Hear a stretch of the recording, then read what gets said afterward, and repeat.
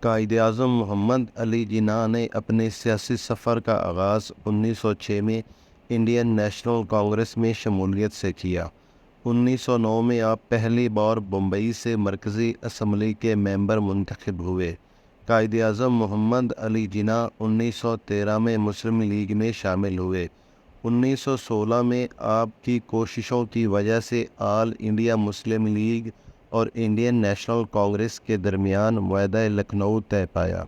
اس معاہدے کے بعد آپ کو ہندو مسلم اتحاد کے سفیر کا خطاب ملا۔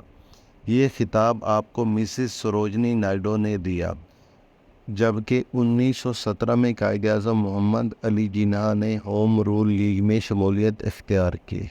1919 میں آپ نے راولیٹ ایکٹ کی منظوری کے خلاف مرکزی اسمبلی کی رکنیت سے استعفیٰ دے دیا۔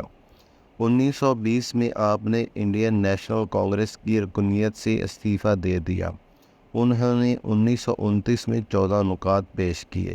1930 اور 1931 میں بالترتیب پہلی اور دوسری گول میز کانفرنس میں شرکت اختیار کی۔